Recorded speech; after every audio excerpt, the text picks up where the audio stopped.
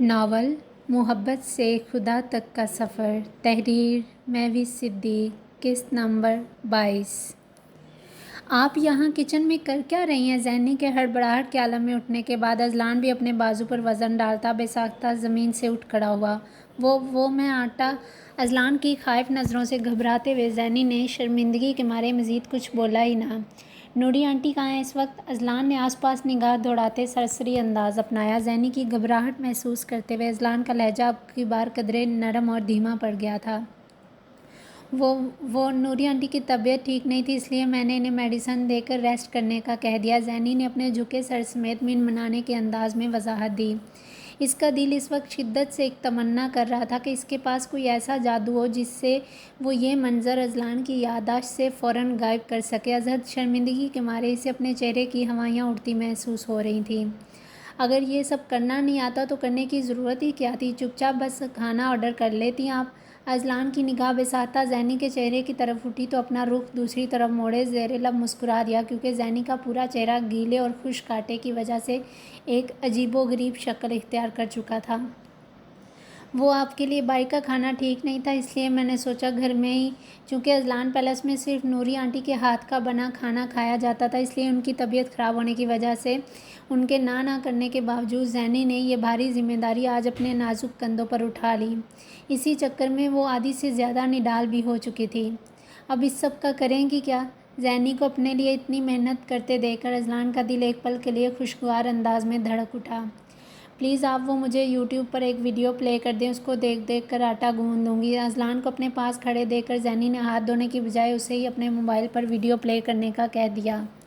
Okay.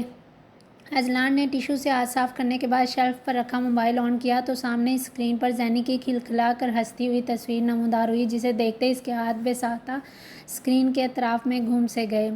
یہ code? اس کی نگاہیں چند پلوں کے لیے زینی کی تصویر سے پلٹنے سے انکاری ہو چکی تھیں۔ اذان؟ زینی نے آٹے میں ہاتھ مارتے مصروف انداز میں جواب دیا۔ اذان؟ کیا انہیں اپنا بچپن یاد ہے؟ اذلان کا ٹائپ کرتا ہاتھ ایک پل کے لیے رک سا گیا۔ بچپن کا نام دہراتے ہوئے اذلان نے زینی کے تاثرات میں ذرہ برابر بھی تبدیلی محسوس نہ کی تو کوڈ لاک اوپن کرنے کے بعد موبائل اس کے بالکل سامنے شیلف پر رکھ دیا اور پھر خود وہیں تھوڑا فاصلے پر کھڑا ہو کر اس کو کام کرتے دلچسپ نگاہوں سے دیکھنے لگا۔ آپ کا نام تو زینب ہے یا پھر زینی، یہ اذان کس کا نام ہے؟ کچھ ہی دیر بعد اذلان نے بالآخر تجسس کیا تو مجبور ہو کر زینی سے پوچھ ہی لیا۔ اذان؟ ہاں ایکچولی وہ میں بچپن میں جب کبھی بیمار ہوتی تھی نا، ولی کہتا ہے میں نیند میں اذان اذان پکارتی تھی، تب سے اس نام سے ایک عجیب سی اٹیچمنٹ ہو گئی ہے، لیکن یہ نام ہے بھی یا نہیں یہ تو مجھے بھی نہیں پتا۔ زینی ہلکا سا مسکراتے ہوئے اپنے بچپن کی یاد اذلان سے شیئر کرنے لگی۔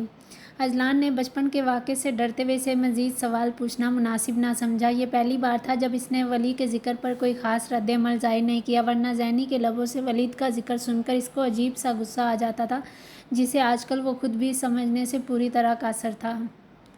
شکر ہے تقریباً ہو گیا۔ آدھی سے زیادہ ویڈیوز تو فضول سے بندوں نے اپلوڈ کی ہوئی تھی، اس سے اچھا تو نوری آنٹی کا اپنا چینل ہوتا، فٹ سے نکال کر آٹا گوندھنا سیکھ لیتی۔ زینی آٹے کو نارمل حالت میں آتا دیکھ کر تشکر آمیز انداز میں بڑبڑا رہی تھی۔ اتنا سارا آٹا گوندھ لیا آپ نے؟ پورے کراچی کی دعوت رکھی ہے کیا؟ اذلان نے سینے پر ہاتھ باندھے آٹے کو کنکھیوں سے دیکھنے کے بعد بڑی پلیٹ کی طرف اشارہ کیا۔ اب کیا ہوگا؟ زینی آٹے میں اپنے سفید دودیا ہاتھوں کو لب کچلتے ہوئے دیکھ رہی تھی۔ زینی کے معصومیت سے بھری چمکدار آنکھیں پل بھر میں ہی اپنے اندر افسردگی کے گہرے رنگ بھر گئی تھیں۔ اذلان جو اپنے جھکے سر سمیت ٹشو کے ذریعے اپنے کپڑوں سے آٹا صاف کر رہا تھا، اب زینی کی کپکپاتی آواز سن کر پوری طرح اسی کی طرف متوجہ ہو گیا۔ اذلان اس کی آنکھوں کے طلسم میں ڈوب کر بے ساختہ اپنے قدم زینی کی طرف ہی بڑھانے لگا تھا۔ کیا ہوا؟ زینی کو لگا اذلان اس کو اس غلطی پر ڈانٹے گا، اس لیے اس کو قریب آتے دیکھ کر ہکلانے کے انداز سے بولتی اپنی آنکھیں سختی سے آپس میں میچ گئی۔ اتنے قریب سے اذلان کی پرفیوم کی مہک اس کو اپنے نتنوں کے ذریعے اندر تک دھنستی محسوس ہو رہی تھی۔ ڈر کے مارے اس کا وجود ہولے ہولے لرزنے لگا، اس کی بوجھل جھکی پلکیں سرخ آرزوں پر کسی خوبصورت جھالر کی طرح پھیل گئی تھیں۔ تبھی اذلان اس کا یہ منفرد روپ درفتگی سے بھرپور نگاہوں سمیت دیکھتا ٹشو کے ذریعے اپنے ہاتھوں سے اس کا چہرہ صاف کرنے لگا۔ اذلان کے نرم ٹھنڈے لمس پر زینی کی بند آنکھیں ایک جھٹکے سے پوری طرح کھل کر رہ گئیں۔ اذلان اتنی سی قربت پر ذہنی ازد گھبراہٹ کا شکار ہوتی ایک دم سمٹ کر پیچھے کی طرف مڑنے لگی، مگر اذلان کے مضبوط بازو کی گرفت نے اس کو پھر سے وہیں کھڑا رہنے پر مجبور کر دیا۔ تبھی شدت جذبات کے زیر اثر اس کی آنکھوں کے کنارے سے ایک موتی ٹوٹ کر بساطہ اذلان کے ہاتھ کی بیرونی جلد کو بھگو گیا۔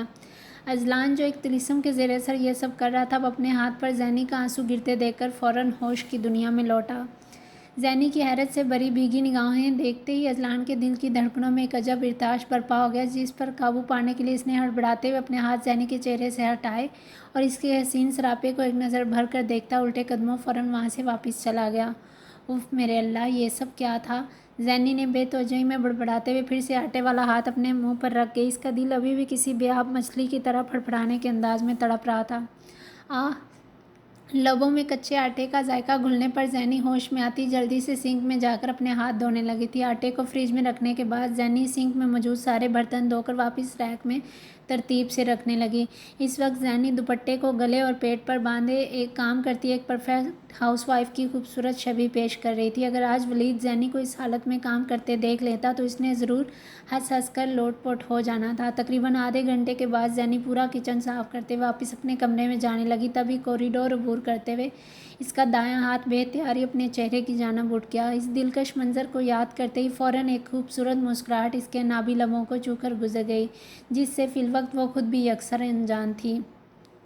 رفت اپنی گریجویشن کی پڑھائی مکمل کر کے آج کل رزلٹ کے آنے کا ویٹ کر رہی تھی۔ ذاتی مصروفیات زیادہ نہ ہونے کی وجہ سے وہ کچن کے ساتھ ساتھ زاویار اور شمسا کو بھی سنبھالنے کی ڈیوٹی بخوبی نبھا رہی تھی۔ اسے یہ دونوں بچے بہت پیارے اور معصوم سے لگتے تھے، اس لیے وہ بنا چونچ رہا کیے پورے دل سے ان کا ہر ایک کام اپنے ہاتھوں سے کیا کرتی تھی۔ عثمان اپنی پڑھائی کی خاطر زیادہ تر شہر سے باہر ہی رہتا تھا۔ اس دن کے تھپڑ کے بعد سے اس نے اختر صاحب سے پیسے لینے سے صاف انکار کر دیا تھا۔ اب وہ اپنی پڑھائی کے ساتھ ساتھ مختلف اکیڈمیز میں ٹیوشن پڑھا کر اپنا اور رفت کا جیب خرچ بآسانی جمع کر لیتا تھا۔ پورے مہینے میں 1 یا 2 مرتبہ گھر کا چکر لگاتا۔ اس ملاقات میں اختر صاحب اور سونیا بیگم کو بس گھر آتے ہوئے سلام کرتا یا پھر واپس جاتے ہوئے ان کے کمرے میں آ کر ایک دفعہ ان سے اجازت لیتا تھا۔ یہ سب بھی وہ رفت کے کہنے پر کیا کرتا تھا، ورنہ اس کا دل تو ان کی زیادتیوں پر ہمیشہ دل برداشتہ ہو جایا کرتا تھا۔ زاویار اپنی موم کی وجہ سے اس سے ذرا دور دور ہی رہتا تھا۔ پہلے یہ سب دیکھتے ہوئے عثمان کو دھچکا لگتا، مگر پھر اس کی لاتعداد کوششوں کے باوجود بھی زاویار اس سے اٹیچ نہیں ہو پایا، تو جواباً وہ بھی اسے کم کم مخاطب کرنے لگا۔ لیکن پھر بھی وہ ہر مہینے گھر واپس آتے ہوئے رفت، شمسا کے ساتھ ساتھ زاویار کا گفٹ لانا کبھی نہیں بھولتا تھا۔ شمسا اور رفت تو اس کا معمولی سا گفٹ بھی دیکھ کر دل سے خوش ہو جاتی تھی، مگر زاویار کا معاملہ تھوڑا الگ تھا۔ اگر وہ اس کھلونے کے ساتھ کھیلنے کی کوشش کرتا تو سونیا بیگم نخوت آمیز انداز میں ناک منہ پر چڑھاتے اس کو اٹھا کر باقاعدہ ڈسٹ بن میں پھینک دیتی۔ ایک دن عثمان نے اپنی آنکھوں سے یہ سب دیکھا تو غصے میں آتے ہوئے ان سے فوراً باز پرس کرنا چاہا، مگر ہمیشہ کی طرح رفت کے سمجھانے بجھانے پر وہ صرف کڑوا گھونٹ پینے پر ہی اکتفا کر سکا تھا۔ ان دنوں عثمان 2 دنوں کی چھٹی کے لیے واپس لاہور آیا ہوا تھا۔ اس وقت وہ اپنا کچھ ضروری سامان لینے مارکیٹ تک گیا ہوا تھا، جب لاؤنج میں کھیلتی شمسا اچانک گرم دودھ پینے کا شور مچانے لگی۔ کچن میں سبزیاں کاٹتی رفت اس کی بھوک کے خیال سے اپنا کام ادھورا چھوڑ کر پہلے اس کے لیے دودھ ساس پین میں ڈال کر گرم کرنے لگی۔ ابھی وہ دودھ گرم کر کے فیڈر میں ڈالنے ہی لگی تھی کہ اچانک شمسا بھاگتے ہوئے آ کر اس کی ٹانگوں سے لپٹ گئی۔ بدقسمتی سے ہلنے کے باعث اس کے ہاتھ سے گرم دودھ چھلک کر شمسا کے بازو پر ایک سرخ نشان چھوڑ گیا۔ رفت ساس پین وہیں شیلف پر پھینکتی جلدی سے جھک کر شمسا کو اپنی گود میں اٹھانے لگی، مگر تب تک سونیا بیگم بھی شور سن کر بھاگتے ہوئے فوراً کچن میں آ گئیں۔ دھیان کہاں رہتا ہے تمہارا؟ پتہ نہیں منحوس ماری ہر وقت کس کے خیالوں میں کھوئی رہتی ہے۔ کچن میں قدم رکھتے ہی سونیا بیگم نے شدید غصے میں آتے ہوئے رفت کو بازوؤں سے پکڑ کر بری طرح جھنجھوڑ ڈالا۔ اس قسم کے حد تک آمیز الفاظ سن کر رفت کی آنکھوں میں بھلے ہی ڈھیروں پانی در آئے، مگر پھر بھی ہمیشہ کی طرح وہ زبان سے کچھ نہیں بولی تھی۔ ماما ماما! اس کے بازو پر سرخ نشان دیکھتے ہی سونیا بیگم شمسا کو چپ کروانے کی بجائے اپنا آپا کھو کر پھر سے رفت کو اس کے بالوں سے پکڑ کر بری طرح تھپڑ مارنے لگی، جس کی وجہ سے اس کے سر کا دوپٹہ ڈھلک کر تھوڑا نیچے گر گیا۔ اپنے عشق و معشوقی سے فرصت ملے تو میری بچی پر دھیان دو گی نا؟ سارا بازو جلا کر رکھ دیا میری بچی کا۔ سونیا بیگم کا واضح اشارہ حسن کی طرف تھا، جو عثمان کے گھر آنے پر ان سے ملنے ضرور آیا کرتا تھا۔ سونیا بیگم کو اندر ہی اندر اس کی آمد بہت بری طرح کھلتی تھی۔ ان کی کٹیلی باتوں کے جواب میں رفت اپنے آنسو صاف کرتی فوراً نیچے جھک کر شمسا کو اٹھانے لگی تاکہ اس کو چپ کروا سکے، مگر سونیا بیگم نے طیش کے عالم میں آگے بڑھتے ہوئے رفت کو زور آور دھکا دیا، جس کی وجہ سے وہ اوندھے منہ نیچے گرنے ہی والی تھی کہ کچن کے اندر آتے حسن نے آگے بڑھ کر اس کو فوراً گرنے سے بچا لیا۔ آنٹی یہ کیا کر رہی ہیں آپ؟ حسن نے رفت کو بازو سے پکڑ کر اپنا سہارا فراہم کرتے فوراً سیدھا کھڑا کیا۔ آ گیا تمہارا کوئی ہوتا سوتا جس کو ہر وقت خیالوں میں یاد کرتی رہتی ہو، اسی کی وجہ سے ہی تو تمہارا گھر کے کاموں میں دل نہیں لگتا۔ سونیا بیگم ان دونوں کو سخت کٹیلی نگاہوں سے گھور رہی تھی۔ فار گاڈ سیک آنٹی، کب تک آپ اپنا یہ روایتی سوتیلا پن دکھاتی رہیں گی؟ ہر وقت تو بیچاری کام میں لگی رہتی ہے، اور کیا کیا کرے آپ کو خوش کرنے کے لیے۔ حسن نے بات کرتے ہوئے اپنے ساتھ کھڑی رفت پر بھی ایک نظر ڈالی، جو اس وقت اپنے سر پر دوپٹہ لینے کے ساتھ ساتھ اپنے ہاتھ کی پوچھ سے رگڑ کر اپنے متواتر بہتے آنسو صاف کر رہی تھی۔ اوہ اچھا، سارا کام یہ مہارانی کرتے ہیں، تو اتنی ساری ملازمائیں جو گھر میں کام کرتی ہیں وہ ساری کی ساری کیا مفت کی تنخواہیں لیتی ہیں؟ سونیا بیگم شمسا کا بازو ٹیشو سے صاف کرنے کے ساتھ ساتھ ان کو کاٹ کھانے کو بھی دوڑ رہی تھی۔ شمسا کے بازو پر جلے کا ہلکا سا نشان باقی تھا، کیونکہ چوٹ زیادہ لگی نہیں تھی، وہ تو صرف چھوٹی بچی ہونے کی وجہ سے اتنا سا درد برداشت نہیں کر پائی، اس لیے زیادہ اونچی آواز میں رو پڑی۔ سونیا بیگم اپنی اندھا دھند نفرت کے ہاتھوں مجبور ہو کر زخم دیکھے بنا ہی بلا وجہ ان پر برس رہی تھیں۔ وہ سب میں نہیں جانتا اور نہ ہی جاننا چاہتا ہوں، مجھے صرف اتنا پتہ ہے، میں نے اس لڑکی کو ہمیشہ ہر کام کے لیے پریشان اور فکر مند ہی دیکھا، ان کے چہروں پر حقیقی خوشی کا احساس کیا ہوتا ہے یہ سب کبھی نہیں دیکھ پایا۔ ان کے بچپن سے آ رہا ہوں یہاں پر، کتنے سال گزار لیے انہوں نے آپ کے ہر ظلم پر صبر کرتے ہوئے، کیا آپ ابھی تک ان پر ظلم کر کر کے تھکی نہیں؟ خدا سے ڈریں آنٹی، ایسا نہ ہو کہ بعد میں آپ کو دوبارہ کبھی اس چیز کا موقع ہی نہ ملے۔ حسن نے تیز لہجے میں بولتے ہوئے آج ان سے ان کی ہر زیادتی اور ظلم کا حساب مانگا تھا۔ حسن پلیز۔ رفت نے بساختہ حسن کا بازو تھام کر اسے مزید سخت سست کہنے سے روک دیا، کیونکہ وہ اچھی طرح جانتی تھی اس کی ہر بات کا غصہ سونیا بیگم بعد میں اسی پر ہی نکالے گی۔ حسن کے نفی میں سر جھٹکنے پر سونیا بیگم ان دونوں کو سخت گھوری سے نوازتی شمسا کو اپنے ساتھ لپٹائے فوراً کچن سے باہر چلی گئیں۔ ان کے جاتے ہی رفت پہلی بار اپنے اعصاب پر قابو کھوتی چہرے پر ہاتھ رکھے شدت سے رونے لگی۔ رفت کو یوں پہلی بار اپنے سامنے بلک بلک کر روتے دیکھ کر حسن ضبط کے چکر میں اپنی مٹھیاں سختی سے آپس میں بھینچ کر رہ گیا۔ رفت جسٹ ریلیکس، رونا بند کریں پلیز۔ حسن نے 2 قدم فاصلے پر کھڑے ہو کر اس کو چپ کروانا چاہا، جانے کیوں وہ اس معصوم انمونی صورت والی لڑکی کی آنکھوں میں آنسو دیکھ نہیں پاتا تھا، اسی لیے یہ لڑکی بچپن سے ہی بہت عزیز ہو گئی تھی۔ وہ اس کے صبر اور برداشت کو ہمیشہ حیرت بھری نگاہوں سے دیکھتا رہتا تھا، اس لیے تو وہ ہر ہفتے ان دونوں کا خیال رکھنے کی پوری کوشش کرتا تھا۔ عثمان اور رفت حسن کے آنے پر کھل سے جاتے تھے، اس لیے وہ ان دونوں کو اپنی ذمہ داری سمجھ کر ہر ہفتے چکر لگاتا تھا۔ تھوڑی دیر کے لیے ان کا مطمئن چہرہ دیکھنا اس کو دل سے فرحت کن احساس بخش دیتا تھا۔ حسن وہ ماما میرے کریکٹر۔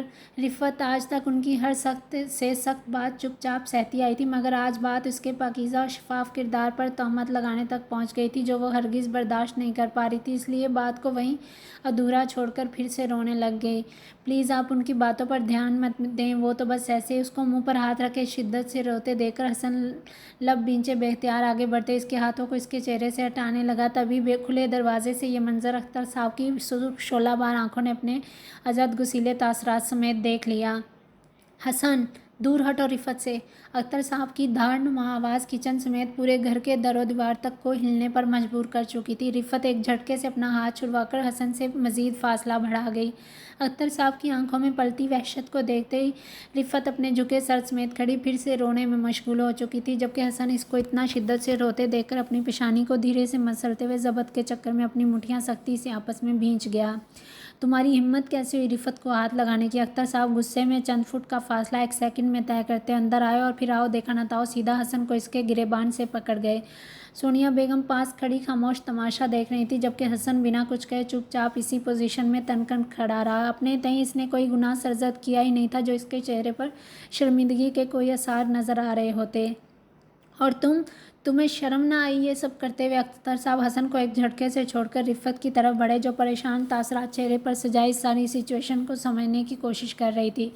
ہاں بولو، اب بولتی کیوں نہیں؟ اختر صاحب نے شدید غصے میں آ کر ششدر کھڑی رفت کے منہ پر پہلی بار تماچا جڑ دیا، جس سے وہ بمشکل گرتے گرتے بچی۔ بابا یہ کیا کر رہے ہیں آپ؟ عثمان نے ہاتھ میں مختلف شاپنگ بیگ تھامے گھر کے اندر قدم رکھا ہی تھا کہ اچانک کچن سے آتے غیر معمولی شور نے اس کی توجہ اپنی جانب مبذول کروا لی۔ وہ لمبے لمبے ڈگ بھرتا سیدھا ادھر ہی آ گیا، مگر یہاں اختر صاحب کو رفعت پر ہاتھ اٹھاتے دیکھ کر اس کا فشار خون بے اختیار بلندی کی جانب مائل ہوتا نظر آیا۔ اس نے ہاتھ میں موجود سامان کو وہیں دروازے کے سامنے پھینکا اور پھر بھاگ کر روتی ہوئی رفعت کو اپنے گھیرے میں لیے اسے سنبھالنے کی کوشش کرنے لگا۔ اس کی آنکھیں اس وقت شدید غصے میں ہونے کی وجہ سے آگ کے سرخ شعلے اگل رہی تھیں۔ وہ اپنا تھپڑ تو رفعت کے کہنے پر بھول گیا تھا، مگر آج اس کے ساتھ یہ سب ہوتے دیکھ کر دفاع میں فوراً اس کے سامنے تن کر کھڑا ہو گیا۔ میں کچھ نہیں کر رہا، پوچھو اپنی بہن سے یہ یہاں اس حسن کے ساتھ اکیلے کھڑی کچن میں کیا کر رہی تھی؟ اختر صاحب کے منہ سے ایسے حد تک امیز الفاظ سن کر رفعت کا دل کیا زمین پھٹ جائے اور وہ زندہ اس میں دفن کر دی جائے۔ آہ! اس قدر اہانت اور تکلیف کا احساس، وہ بھی اپنی ماں جائے بھائی کے سامنے! گہرا سانس بھرتی رفعت کو اپنے بچے کچھ حواس بھی فوراً گم ہوتے ہوئے محسوس ہونے لگے۔ پلیز بابا، سوچ سمجھ کر بات کیجیے۔ حسن کی موجودگی میں اتنی تذلیل ہوتے دیکھ کر عثمان غصے سے مزید لال پیلا ہو کر رہ گیا تھا۔ یہ صرف میری بہن ہی نہیں، آپ کی بیٹی بھی ہے، آپ کی سب سے پہلی اولاد۔ عثمان رفعت کو اپنے ساتھ لگائے پہلی بار ان سے اونچی آواز میں اس طرح مخاطب ہو رہا تھا۔ اس نے ازحد سنجیدہ لہجے میں آج اختر صاحب کو بہت کچھ باور کروانا ضروری سمجھا۔ ایسی بے شرم اولاد سے تو بے اولاد ہونا زیادہ اچھا۔ اختر صاحب نے رفعت کو سخت گوری سے نوازتے نخوت آمیز انداز اپنایا۔ اختر صاحب، میں تو کہتی ہوں ابھی کہ ابھی اس کے ہاتھ پیلے کر کے اسے یہاں سے روانہ کریں، ایسا نہ ہو کوئی اور گل کھلا دے اور ہم بس ہاتھ پر ہاتھ ملتے رہ جائیں۔ سونیا بیگم نے بھڑکتی ہوئی آگ کو ہوا دے کر اس میں مزید چنگاریاں بھر دیں۔ وہ شروع سے چاہتی یہی تھی کہ عثمان اس گھر سے نکل جائے اور رفعت کی شادی اس کے کزن سے ہو جائے تاکہ کوئی جائیداد وغیرہ کا مسئلہ نہ کھڑا ہو، اس لیے وہ جان بوجھ کر بات کو اسی طرف لا رہی تھیں۔ انف از انف! آپ نے جتنی بے عزتی کرنی تھی آپ کر چکی، اب مزید نہیں۔ چلیے آپا، اب ہم ایک پل کے لیے بھی یہاں نہیں رکیں گے، جلدی چلیں۔ عثمان کی برداشت جواب دے گی، اس لیے انگے شہادت اٹھائے سخت لہجے میں وارننگ دے دی۔ عثمان، وہ بابا! رفعت نے عثمان کے بازو پر اپنا ہاتھ رکھ کر پھر سے اختر صاحب کی طرف بے بس نگاہوں سے دیکھا۔ اپنی بکواس بند کرو عثمان، یہ ایسے یہاں سے نہیں جا سکتی۔ اختر صاحب نے زبردستی رفعت کا ہاتھ عثمان کے ہاتھ سے چھڑوا لیا۔ ابھی کہ ابھی اس کا نکاح صابر سے ہوگا، میں اس لڑکی کو اس گھر میں مزید برداشت نہیں کر سکتا۔ اختر صاحب کے اس اچانک فیصلے نے وہاں موجود تمام نفوس پر حیرت کا ایک نیا بم پھوڑا تھا، جبکہ سونیا بیگم کا چہرہ اس وقت شادابی کے حسین رنگوں میں رنگ گیا، کیونکہ آج ان کا درینہ پلان اصل معنوں میں کامیاب ہو چکا تھا۔ اختر صاحب ابھی آفس سے آئے تھے کہ سونیا بیگم اچانک بری طرح کھانسنے لگیں اور ساتھ ہی ساتھ باقاعدہ پانی کے خالی گلاس کی طرف اشارہ کرنے لگیں۔ اختر صاحب ان کی مکاریوں سے انجان میں ابھی لاتا ہوں کہہ کر فوراً کچن سائڈ پر آ گئے، جہاں رفعت اور حسن دونوں ایک ساتھ کھڑے تھے۔ سونیا بیگم نے اپنے پلان پر عمل درآمد کرنے کے لیے جان بوجھ کر اختر صاحب کو کچن میں بھیجا تھا۔ صابر!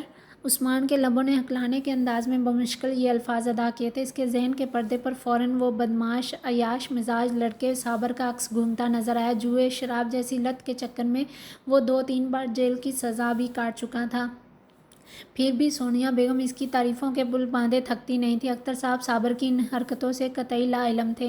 جب پہلی بار سونیا بیگم نے ان کے سامنے اس رشتے کا ذکر کیا تو انہوں نے رفعت کی پڑھائی کا کہہ کر ٹال دیا۔ اسی لیے تو سونیا بیگم جان بوجھ کر حسن اور رفعت کے بارے میں اختر صاحب کے دل میں مختلف شکوک و شبہات پیدا کرنے لگ گئیں۔ انہوں نے سونیا بیگم کو تو ان کی اس بات کے جواب میں فوراً سختی سے ڈانٹ پلا دی، مگر اب حسن کا یوں گھر پر آنا انہیں بری طرح ناگوار گزرنے لگا۔ آج کا منظر اپنی آنکھوں سے دیکھ کر وہ سونیا بیگم کی ہر بات کو دل سے سچ ماننے پر مجبور ہو چکے تھے، اس لیے انہوں نے بنا سوچے سمجھے رفعت کے لیے انہی کے لائے رشتے کو ہی ایکسپٹ کرنے کا فیصلہ کر لیا۔ صابر نیک لڑکا ہے، وہ رفعت کی ان غلطیوں کو بھی دل سے معاف کر دے گا اور ہمارے ایک دفعہ کہنے پر اسے اپنا بھی لے گا، ورنہ آج کل کے حالات میں کون لڑکا ایسی لڑکیوں کو کھلے دل سے اپناتا ہے بھلا؟ وہ میری اور آپ کی بات کا مان رکھتے ہوئے ابھی اسی وقت شادی کے لیے بھی مان جائے گا۔ سونیا بیگم نے ان کے شانے پر ہاتھ رکھ کر ان کے کیے فیصلے کو دل سے سراہا اور اب اس پر باقاعدہ اپنی تصدیق کی مہر بھی لگا کر ثبت کر رہی تھیں۔ ایسا نہیں ہو سکتا، میں اپنی بہن کی شادی اس بدمعاش لڑکے سے ہرگز نہیں ہونے دوں گا۔ عثمان نے نفی میں سر ہلاتے ہوئے رفعت کا ہاتھ دوبارہ اپنی مضبوط گرفت میں جکڑ لیا۔ میں نے تم سے کوئی رائے نہیں مانگی، بس اپنا فیصلہ سنایا۔ رفعت کو آج نکاح کر کے ابھی اسی وقت اس گھر سے جانا ہوگا۔ رفعت کو اور کچھ سجائی نہیں دے رہا، وہ تو بس روئے چلی جا رہی تھی۔ ٹھیک ہے بابا، اگر آج ہی کے دن آپا کا اس گھر سے جانا لکھا ہے تو وہ اس بدمعاش صابر کے ساتھ نہیں، حسن بھائی کے ساتھ جائیں گی۔ عثمان کی مستفسر نگاہوں کے جواب میں حسن نے اپنی پلکیں جھپکائے فوراً اس بات میں سر ہلا دیا۔ میں ابھی اسی وقت رفت سے نکاح کے لیے تیار ہوں۔ رفت ان سب کو اپنی زندگی کا فیصلہ کرتے ہوئے بھیگی نگاہوں سے دیکھ رہی تھی۔ ان میں سے کسی ایک نے بھی اس سے اس کی مرضی تک پوچھنے کی زحمت نہیں کی تھی۔ اختر، یہ سب ہو کیا رہا ہے؟ آپ اس لڑکے کے ساتھ اپنی بیٹی کو رخصت کریں گے؟ سونیا بیگم کو اپنی چال کا پانسا پلٹتا محسوس ہوا تھا۔ سونیا، کرنے دو ان کو اپنی مرضی۔ یہ لڑکی اب چاہے جس کے ساتھ بھی جائے مجھے کوئی فرق نہیں پڑتا، بس مجھے یہ دوبارہ کبھی اپنے گھر میں نظر نہیں آنی چاہیے۔ اختر صاحب کا لہجہ قہر برساتا لگ رہا تھا۔ پلیز بابا، ایک دفعہ میری بات تو سنیں۔ رفت ان کی بات پر بری طرح تڑپ اٹھی، اس لیے زندگی میں پہلی بار انہیں سمجھانے کی ناکام کوشش کرنے لگی۔ مر گیا تمہارا بابا تمہارے لیے، اور دوبارہ کبھی بھی مجھے اس نام سے مخاطب نہیں کرنا۔ اختر صاحب نے رفت کے ہاتھوں کو بری طرح جھٹک کر خود سے پیچھے کیا اور تن فن کرتے کچن سے باہر چلے گئے۔ عثمان بابا مجھے غلط سمجھ رہے ہیں؟ رفت ہچکیوں سمیت روتے ہوئے عثمان کے گلے لگ گئی، جبکہ حسن صاحب اس وقت کچن کے دروازے سے باہر نکل کر کوریڈور میں کھڑے اپنے پیرنٹس کو اس صورتحال کے بارے میں آگاہ کر رہے تھے۔ سمجھنے دیں ان کو، میں جانتا ہوں میری آپا کبھی کچھ غلط نہیں کر سکتی، مجھے آپ پر پورا بھروسہ ہے۔ عثمان نے لمبا قد ہونے کی وجہ سے رفت کے سر پر باقاعدہ پیار کیا۔ عثمان کی آنکھیں اس وقت ضبط کے چکر میں سرخ انگارہ بنی ہوئی تھیں۔ رفت کا روتا بلکتا نڈھال وجود عثمان کے دل پر کسی بھاری بوجھ کی طرح کاری ضربیں لگا رہا تھا۔ سونیا بیگم پریشان تاثرات سمیت اختر صاحب کے ساتھ باہر صوفے پر ہی بیٹھی تھی۔ آج ان کا ہر داؤ خود پر ہی الٹا پڑ گیا تھا۔ اور پھر تقریباً 1-1.5 گھنٹے کے بعد حسن کے پیرنٹس ساری تیاری کے ساتھ نکاح کی رسم کے لیے باقاعدہ اختر صاحب کے گھر آ گئے۔ ان کو تو شروع سے ہی یہ خاموش طبع اور سادہ سی لڑکی رفت بہت زیادہ پسند تھی، اس لیے حسن کی پوری بات سنتے ہی انہوں نے فوراً یہاں آنے کی حامی بھر دی۔ اور پھر چند ہی پلوں میں عثمان کے شانے کے ساتھ سر ٹکائے روتی ہوئی رفت ایجاب و قبول کے تمام مراسم طے کر چکی تھی۔ اختر صاحب ایک انجان شخص کی طرح سارے معاملات ایک سائڈ پر بیٹھے دیکھ رہے تھے۔ ان کو لگتا تھا رفت نے آج یہ حرکت کر کے سونیا بیگم کے سامنے ان کا سارا مان توڑ دیا، اس لیے وہ غائب دماغی کیفیت میں مبتلا اندر ہی اندر خود سے ایک سر جنگ کرنے میں مصروف تھے۔ عثمان نے اپنی بہن کے ماں باپ بھائی تینوں کا فرض اکیلے ہی نبھایا تھا۔ وہ رفت کو اس طرح کبھی خود سے دور نہیں کرنا چاہتا تھا، مگر آج کے ان حالات نے اسے یہ مشکل فیصلہ کرنے پر مجبور کر دیا تھا۔ رفت نکاح کے بعد ایک بار پھر اختر صاحب کے پاس گھٹنوں کے بل نیچے بیٹھ گئی، مگر انہوں نے پھر بھی اس کے سر پر ہاتھ تک نہ رکھا۔ بابا میری بات کا یقین، رفت نے روتے ہوئے پھر سے اپنے کردار کی وضاحت دینا چاہی۔ جاؤ اپنے شوہر کے گھر اور دوبارہ یہاں کبھی مت آنا، تمہارے لیے اس گھر کے دروازے ہمیشہ کے لیے بند ہیں۔ اختر صاحب یہ کہہ کر وہاں رکے نہیں، بلکہ سیڑھیوں کے زینے طے کرتے فوراً اپنے کمرے میں چلے گئے۔ رفت ان کا بیگانہ پن دیکھتی پھر سے رونے میں مشغول ہو چکی تھی۔ آپا اٹھیں آپا، آپ دوبارہ یہاں کبھی نہیں آئیں گی، میں بہت جلدی نیا گھر لے لوں گا، اب آپ کا اصلی گھر وہی ہوگا اور آپ وہیں میرے پاس آئیں گی، اوکے؟ عثمان نے تھوڑا نیچے جھک کر روتی ہوئی رفت کو بازو سے اٹھا کر اپنے سینے سے لگایا اور ان کے سر پر پیار دے کر انہیں تسلی دینے کی ناکام کوشش کی۔ اب آپ جائیں، حسن بھائی اور باقی سب باہر آپ کا ویٹ کر رہے ہیں۔ عثمان نے اپنی آنکھ کے کنارے سے آنسو صاف کرتے ہوئے بمشکل رفت کو پہلی بار خود سے جدا کر کے حسن کے ساتھ جانے کا کہہ دیا۔ رفت داخلی دروازے پر پہنچ کر ایک بار پھر گھر کو مڑ کر بے بس نگاہوں سے دیکھتی حسن کی ہمراہی میں ہمیشہ کے لیے وہاں سے چلی گئی۔ عثمان شکستہ چال چلتے ہوئے واپس اپنے کمرے میں جانے لگا، تبھی اس کی نظر سیڑھیوں کے اوپر کھڑی سونیا بیگم پر جا کر ایک پل کے لیے تھم سی گئی۔ اس کے چہرے پر سوچ کی گہری پرچھائیاں دیکھ کر سونیا بیگم کو کچھ خاص سمجھ نہیں آیا، اس لیے تجسس کے ہاتھوں مجبور ہو کر نیچے آتی بے مطلب سی لاؤنج میں بیٹھ گئیں۔ ابھی میگزین پڑھتے 15 منٹ ہی گزرے تھے کہ عثمان انہیں ایک سوٹ کیس سمیت باہر آتا دکھائی دیا۔ رفت کی اچانک جدائی اور رونے کے باعث اس کی آنکھوں کے پپوٹے تھوڑے سوجن کا شکار ہو گئے تھے۔ عثمان، کہاں جا رہے ہو اس وقت؟ سونیا بیگم نے اس کو سر جھکائے چپ چاپ وہاں سے جاتے دیکھا تو ٹوکے بنا نہ رہ سکیں۔ ابھی تو اسٹڈی کے لیے جا رہا ہوں، لیکن اس کے ساتھ ساتھ یہ گھر بھی چھوڑ کر جا رہا ہوں۔ جس گھر میں میری بہن کے لیے جگہ نہیں وہاں میں بھی نہیں رہنا چاہتا۔ عثمان ابھی تک رفت کے وعدے کی وجہ سے خاموش تھا، لیکن اب ان کے باقاعدہ پوچھنے پر انہیں جواب دیے بنا رہ نہ سکا۔ سونیا بیگم عثمان کی یہ بات سن کر خوشی سے نہال ہو اٹھیں۔ انہوں نے ایک بار بھی اسے روکنے کی کوشش تک نہ کی۔ اور ایک بات ماما، ہم نے آپ کو ہمیشہ سگی ماں کا ہی درجہ دیا ہے، کیونکہ یہ ہماری ماں کی تربیت کا سوال تھا۔ عثمان کے لہجے میں واضح ٹھہراؤ نظر آیا۔ اگر آپ نے کبھی بھی آپا کو اپنی بیٹی کا درجہ دیا ہوتا تو یہ سب کرنے کی ضرورت نہ پڑتی، آپ بس ہمیں یہاں سے نکلنے کا کہہ دیتی، ہم بنا بابا کو بتائے چپ چاپ یہاں سے نکل جاتے، اس کے لیے آپ کو اپنے سر اتنا بڑا گناہ لینے کی ضرورت نہیں تھی۔ عثمان سونیا بیگم کی طرف اپنا رخ موڑے ایک ایک لفظ چبا کر ادا کر رہا تھا۔ دیکھو عثمان، سونیا بیگم نے فقط چہرے کے ساتھ فوراً کوئی بہانہ گھڑنا چاہا، مگر عثمان نے ہاتھ اٹھا کر انہیں مزید بولنے سے روک دیا۔ ماما، افسوس ہوا کہ مجھے کہ آپ نے ہمیں بچپن سے جاننے کے باوجود بھی ذرا بھی نہیں سمجھا۔ عثمان نے تعصب بھرے انداز میں سر کو نفی میں جھٹکا دیا۔ کیا مطلب؟ سونیا بیگم بے اختیار صوفے سے اٹھ بیٹھیں۔ اس کا ذومعنی انداز انہیں اندر ہی اندر گھبرانے پر مجبور کر گیا تھا۔